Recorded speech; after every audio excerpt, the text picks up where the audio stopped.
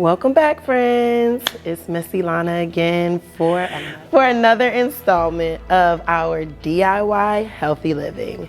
Today, we're going to be making bath bombs. Now, most of you should be pretty familiar with bath bombs. I mean, Lush has bath bombs. They sell bath bombs at the CVS. They sell them at Walmart. Bath bombs, for those of you who don't know, are like cool, fizzy little bath goodies that you can drop in your bath and they fizz up. Some of them have colors in them, different fragrances. Some even have glitter. I have a problem with glitter. Who wants to sit in glitter for a bath? Anyways, I'm here to show you how to make your very own bath bombs from everyday ingredients, mostly that you can find right in your cupboard, okay? And I wanted to show you this cool DIY because a lot of the bath bombs that are available on the market actually aren't good for you. They're filled with all kinds of chemicals, colors, fragrances, and glitter that you really shouldn't be sitting in. All right, so I wanted to come and bring you a healthy alternative that was just as fun, just as cool to use, but it's healthy for you. So let's go over our ingredients. We are going to be using baking soda. That's going to be a cup of baking soda. Then we have Epsom salt, and we're going to use a half a cup of Epsom salt. This is citric acid. Have you ever ate a lemon or an orange and it gives you that sour face? Well, that's citric acid, and that's actually what we're going to be using today in order to make our bath bombs fizz. So that's going to be a half a cup, all right? Yeah. So we're going to be using a half a cup of citric acid. I also have my lavender essential oil. Remember, essential oils are plant oils that not only smell good, but they're good for you. Lavender is excellent at relaxing. It's very calming. It's also good for soothing irritation on your skin. All right, so we're going to be using that. And also my trusty apricot kernel oil. And again, if you don't have apricot kernel oil, grapeseed oil, avocado, olive oil, and coconut oil are great alternatives, all right? The other materials that you'll need is a mixing bowl, a big one. You're also gonna need a little small one as well. You're gonna need some spoons to mix with and some measuring cups, and then also a little bit of water, all right? So what I'm going to start with first is my dry ingredients. You are going to combine all the dry ingredients together first. So I'm going to measure out a cup of baking soda. Put that right in there. Then a half a cup of Epsom salt. And then another half cup of citric acid. All right. Once you do that, you're going to take a spoon and just make sure that these are mixed together well, okay? So you want to mix them, make sure they're mixed evenly, all right? And you see, I have just a few large lumps in there. And I think that came from either the citric acid or the Epsom salt. You can just go right ahead with your spoon and kind of get those out so that we have a nice smooth mix. All right, we're done with that. Now we're moving over to the wet ingredients, and that would be our oils and water, okay? So I'm gonna start with 2.5 tablespoons of our apricot kernel oil. That's 1 and 2, okay.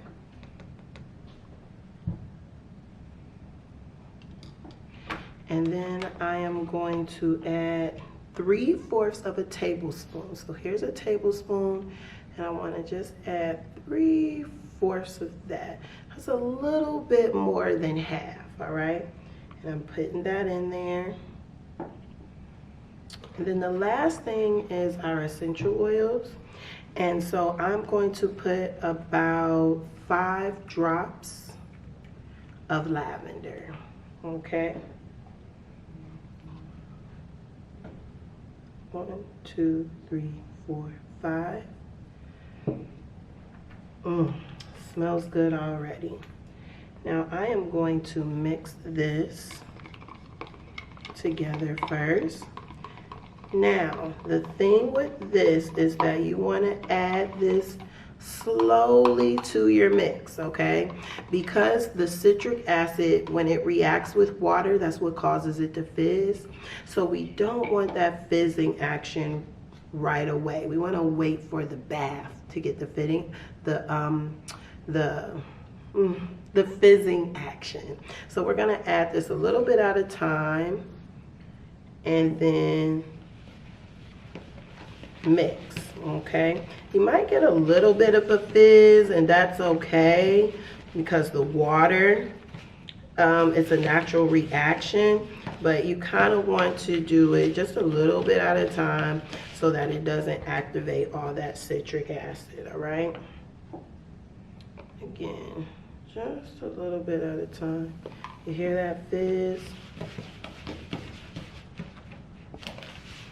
And if you can see, it's slowly starting to clump up. Slowly, slowly.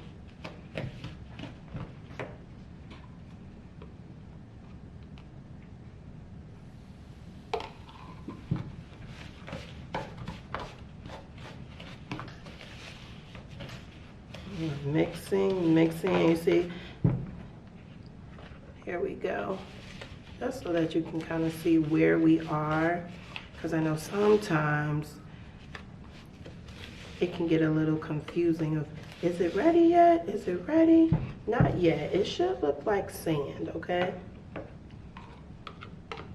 And now for our last little bit, make sure we get all that nice goodness right in there.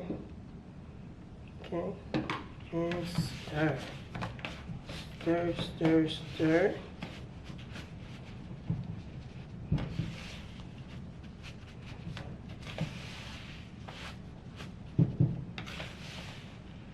All right, now once you've got it like this, then you'll know it's ready when you can start kind of clumping it together. That's it. That's the consistency that you want, all right? And from here, you have a couple of choices of what you'd like to do. You can get some non-toxic food grade dye and add a couple of drops of dye to this, and it'll give it a nice fun color. You can add some dry rose petals or dry lavender buds. It gives it a nice texture to it. It makes it feel good, look good when you get in the bath. And then also, if you want to give these away as gifts, it's a great idea for gifts. It makes it look prettier. So at this point is when you would add your extras if you wanted to. So you have a couple choices what we do from here. You can either take this in your hand and form it into a ball, kind of like that.